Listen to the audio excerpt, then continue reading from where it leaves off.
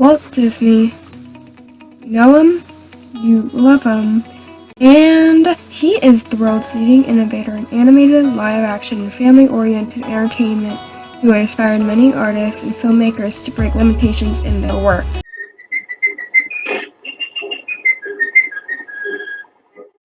Walt Disney was born in Chicago on December 5, 1901 to Elias and Flora Disney. He had 3 older brothers and a sister. After living in Chicago for 5 years, the family moved to a small farm in Missouri to flee the dangers of living in Chicago. On the farm, the Disneys didn't make a lot of money and the kids were expected to keep up on their schoolwork and chores. Despite these struggles, Walt enjoyed life on the farm. He loved the animals that lived on the farm, and they were what first inspired him to start drawing. One day, Walt noticed a bucket of tar and a paintbrush leaning against the side of the family's house and had an idea. He grabbed the brush and bucket and began to paint a pig, but on the fence, he created a great painting on the side of the house, but when his father found out, he was outraged. Walt wasn't discouraged, though. He continued to draw anyway, but on toilet paper. There was a reason, okay? The family did not have a lot of money and had no proper art supplies, so Walt had to use what he had. But in 1910, the Disneys had to move because they were not making enough money from the farm. They moved to Kansas City, where Elias became a newspaper distributor. Walt did not like living in Kansas City and missed the farm. Even though he didn't enjoy living there, he did appreciate improving his relationship with his brother, Roy. This connection would turn into a bond that would last a lifetime. Let's skip past 5 years. Roy left home to join the Navy, and Walt wanted to become a soldier too, but was too young to join.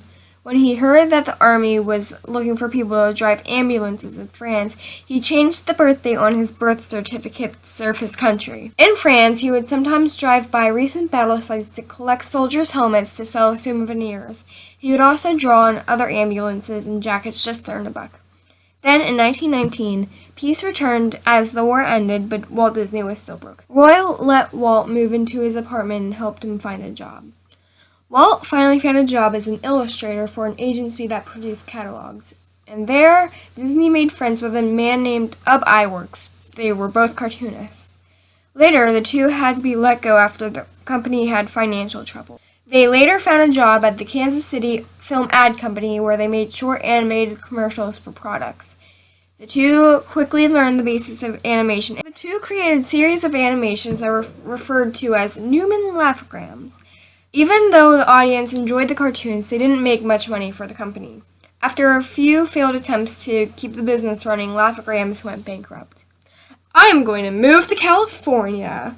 After moving, Disney made a deal with a film distributor to buy his cartoons, and that was the start of the Disney Brothers Studio.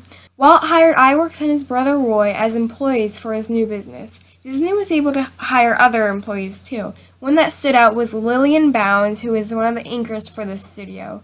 Walt and Lillian would get married later. After making 60 shorts with the same characters, Disney was looking for a new concept. In 1927, Oswald the Lucky Rabbit entered the picture. The animated films were a great success with the audiences and made the studio lots of money. The company was also able to release Oswald merchandise too. But then Charles Mintz happened. I'm Charles Mintz and I'm here to pay you for each new Oswald animation.